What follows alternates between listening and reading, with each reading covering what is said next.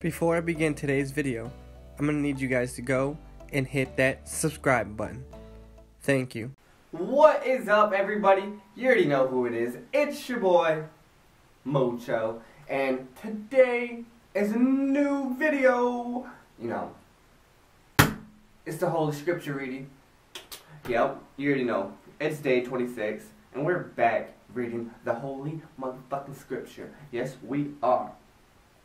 It leads us to a straight path to righteousness. Yeah. Alright. Today we are going to be covering Exodus 13 to 15. 13 to 15. Alright, let us begin, because I got a live stream here in a little bit, and I ain't got time to waste. Excuse me, pardon me. Cloud and fire led Exodus.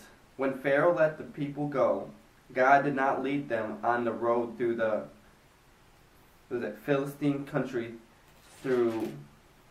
That was shorter, for God said, if they face war, they might change their minds and return to Egypt. So God led the people around by the desert road toward the Red Sea. The Israelis went up out of Egypt ready for a battle. Moses took the bones of Joseph with him, because Joseph had made the Israelis swear an oath.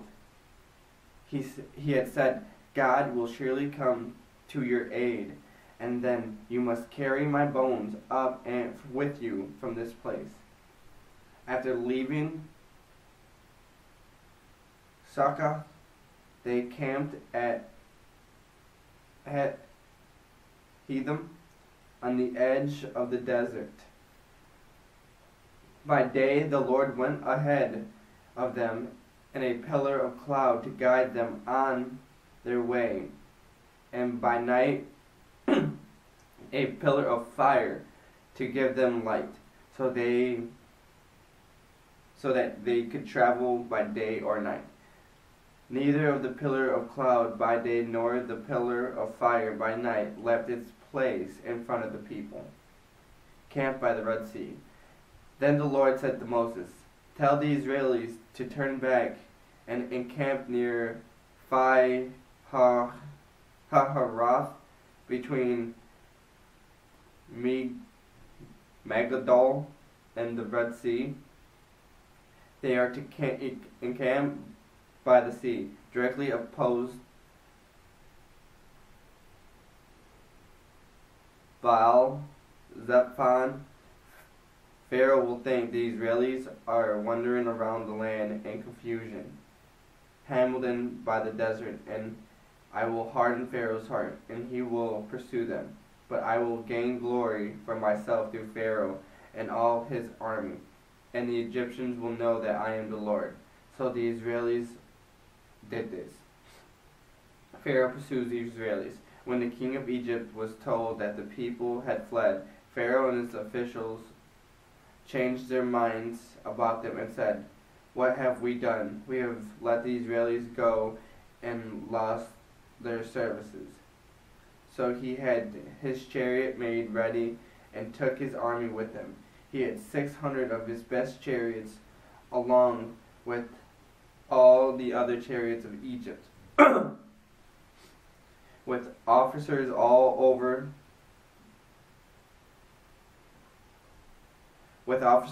all of them.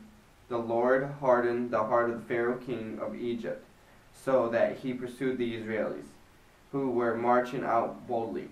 The Egyptians, all of Pharaoh's horses and chariots, horsemen and troops, pursued the Israelis and overtook them as they camped by the sea near Pi Hahiroth, opposite Baal-zephon.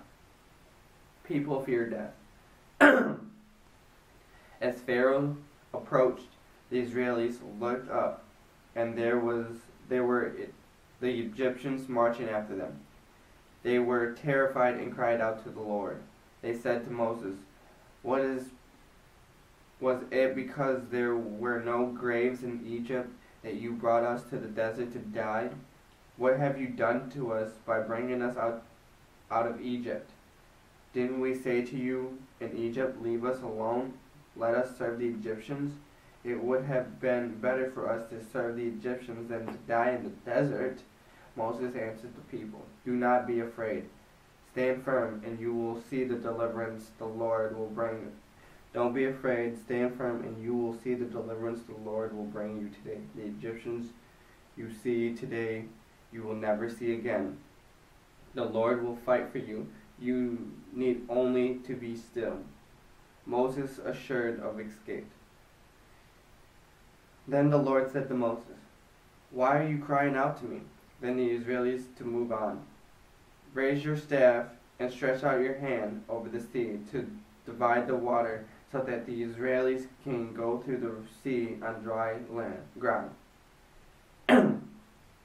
It will harden the hearts of the Egyptians so that they will go in after them. I will gain glory through Pharaoh and all his army, through the chariots and his horsemen. The Egyptians will know that I am the Lord when I gain glory through Pharaoh, his chariots, and his horsemen. Cloud separates forces. Then the angel of God, who had been traveling in front of the Israelis' army, withdrew and went behind them. The pillar of cloud also moved in front and stood behind them.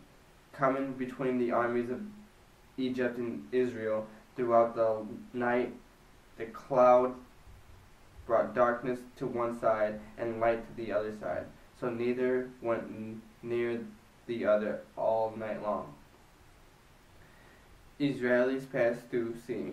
Then Moses stretched out his hand over the sea, and all the night the Lord drove the sea back with a strong east wind and turned it into dry land. The waters were divided, and the Israelis went through the sea on dry ground, with a wall of water on their right and on their left. The Egyptians pursued them, and all Pharaoh's horsemen and chariots and horsemen followed them into the sea. During the last watch of the night, the Lord looked down from the pillar of fire and cloud of the Egyptian army and threw it into confusion. He jammed the wheels of their chariots so that they had a difficulty driving. And the Egyptians said, let's get away from the Israelis. The Lord is fighting for them against Egypt. Egyptians destroyed. Then the Lord said to Moses, stretch your hand over the sea so that the waters may flow back over the Egyptians and their chariots and horsemen. Moses stretched out his hands over the sea, and at daybreak the sea went back into its place. The Egyptians were fleeing toward it, and the Lord swept them into the sea. The water flowed back and covered the chariots and horsemen, the entire army of Pharaoh that had followed the Israelis into the sea. Not one of them survived, but the Israelis went through the sea on dry ground, with a wall of water on their right and on their left. Faith by Israelis. That day the Lord saved Israel from the hands of the Egyptians, and Israel saw the Egyptians lying dead on the shore. And when the Israelis saw that the mighty hand of the God displayed against the Egyptians, the people feared the Lord and put their trust in him and in Moses his servant. The Song of Moses. Then Moses and the Israelis sang this song to the Lord. I will sing to the Lord, for he is highly exalted, both horse and driver. He is hurled into the sea. The Lord is my strength and my defense. He has become my salvation. He is my God, and I will pursue him. My father's God, and I will exalt him. The Lord is a warrior. The Lord is his name. Pharaoh's chariot and his army he has hurled into the sea. The best of Pharaoh's officers are drowned in the Red Sea. The deep waters have covered them. They had sink to the depths like stone. Your right hand, Lord, you're majestic in power. Your right hand, Lord, shattered the enemy. In the greatness of your majesty, you threw down those who opposed you. You unleashed your burning anger. It consumed them like stubble. By the blast of your nostrils, the waters piled up. The surging waters stood up like a wall. The deep waters conclude in their heart of the sea. The enemy boasted, I will pursue, I will overtake them, I will divide the spoils, I will gorge myself on them, I will draw my sword, and my hand will destroy them. But you blew with your breath, and the sea covered them. They sank like lead in the mighty waters. Who among the gods is like you, Lord?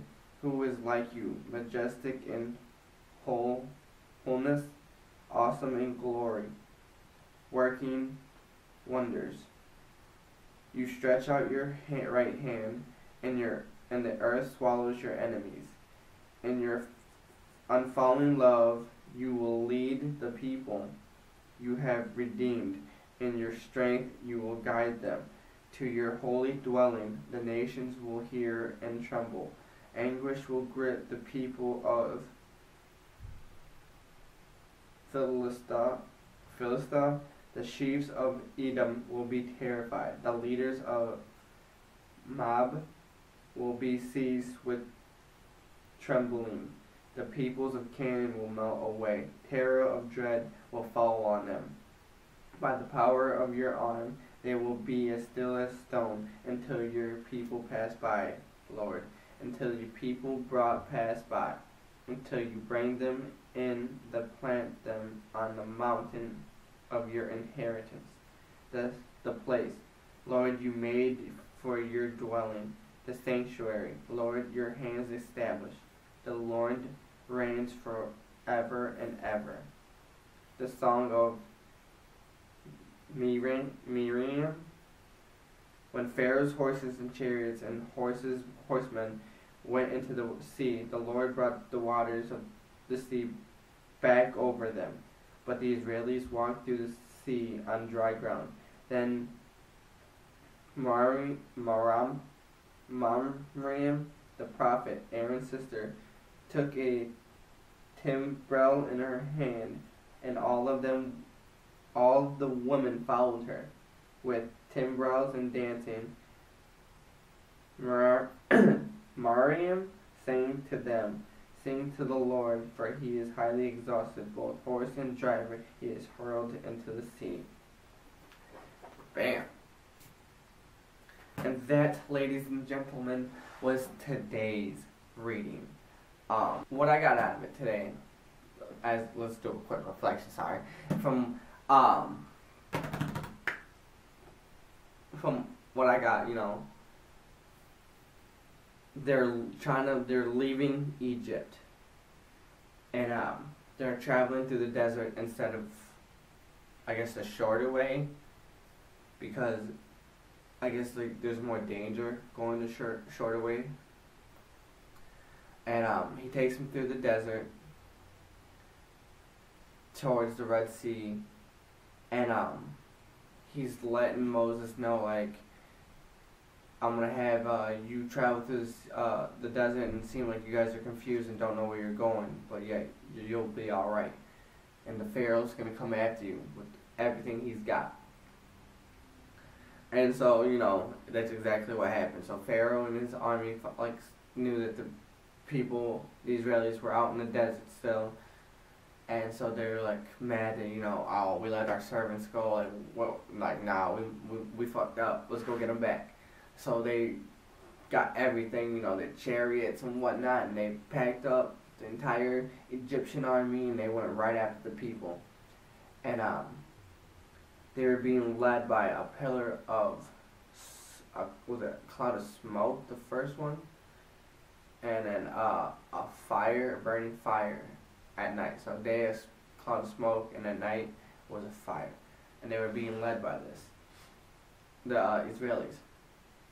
And by the time the Egyptians caught up, the smoke would go and darken their vision, basically, the Egyptians, so they couldn't see the Israelis, and they would be able to travel and not be close to each other. But by the time they got to, like, I guess the sea, God told Moses to take his staff and split that water, and that's what happened. That miracle, you know, that one miracle everybody's always talking about, when Moses splits the sea in half. I finally read it myself. Personally, that's crazy. So, just realizing that last night, you know. So he splits the Red Sea, and the people get across safely. Then God tells Moses, you know, put down the Red Sea by putting your staff over the waters again. Because, you know, as of that moment when they got across, the Egyptians were going right at them through the sea. They didn't care about what was going on. They just were going straight at them, not even thinking. And then Moses brought down his staff, and then the water fell down and killed all the Egyptians. No one survived. The entire Egyptian army has been wiped out now. And Moses and his people survived, and they sang a song. That was today's reading. And it was a good reading, not gonna lie. It was a good reading. Like I said, it was my first time reading that story, actually. You know, always, like, I went to church growing up. I went to church a lot. And I've always heard about that story, but I've never personally read it. And now I finally read it myself. And, you know, I get to give my own 2 cents. So this was dope. But yeah, so I enjoyed today's reading. I hope you guys did too. But yeah, so that's it. I'm done. You already know who it is. It's your boy, Mucho. And it's time for me to what? Skedaddle on out of here.